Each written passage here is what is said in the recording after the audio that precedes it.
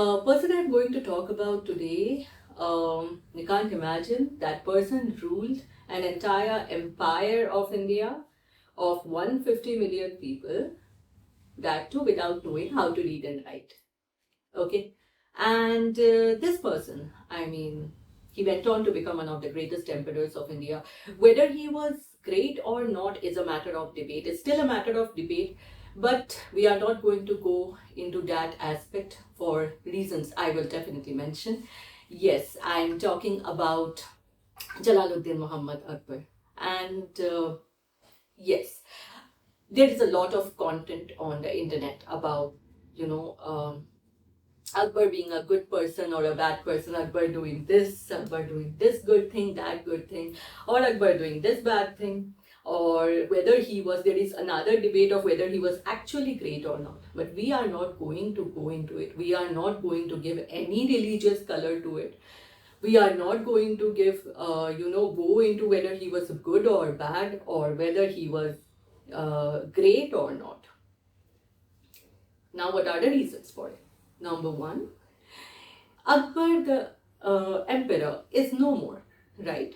And second thing is that when we are studying a lot about him, when we are researching a lot about him, then let us try taking the resourceful things that he had implemented and that we can, possibly imbibe in our lives or maybe help others with it, right?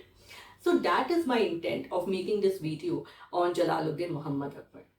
Basically, I don't see him as the 13-year-old guy.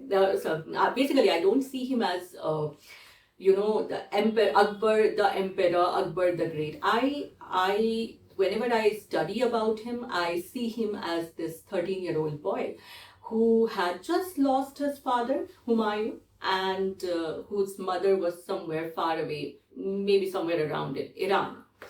And he had these two caretakers, Bairam Khan and Mahamanga, who did train him, but at the same time, of course, their main aim was to rule in his name because they considered him, one, to be illiterate, two, a 13-year-old boy, a very, very easy person to be, to be ascended to the throne. But of course, they had planned to rule in his name. This 13-year-old boy, he learns things, he learns administration, he learns how to fight, how to rule, wins the second battle of Panipat, 1556, and slowly and steadily he sidelines these people whose intentions, of course, he must have realized.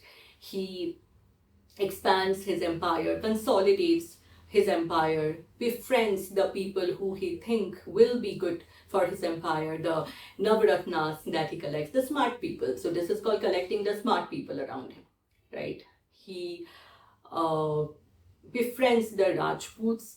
So basically, Rajputs were very, very brave, very courageous, people full of self-respect and integrity.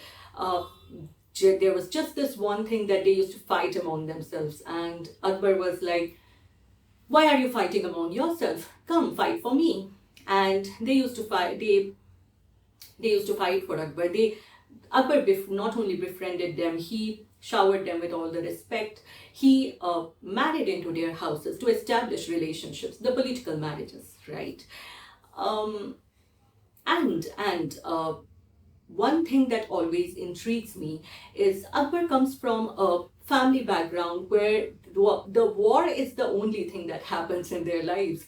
And this guy, he starts thinking about why are these religions divided? Why are we not trying to bring peace? What if we bring these religions together? Sul-e-Kul, the universal policy of peace. My take is that he at least thought about it. He at least thought about bringing the people together, have a debate, have a discussion. Rather than fighting with the swords, they are, debating among themselves, fighting with the words. And not only that, all these initiatives culminate. And with my research, I feel there is a lot to learn from this person. There is a lot to imbibe from this person. And that's the reason I don't want to go into this debate of whether he was good, whether he was bad, whether he did these good things, these bad things, whether he, he was great or not. Because one thing if he has done all these good things, he must have done some bad things too. Not while I do not justify these things, but at the same time, we have to always remember that none of us are saints. None of us are saints. We make mistakes, we learn from them, we grow from them, we again make mistakes. So that is the nature of human beings.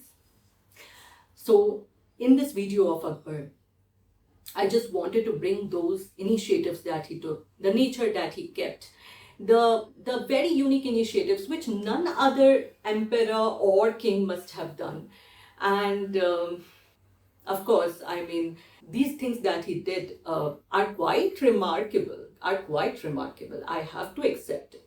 And even in today's times, many of the things are relevant.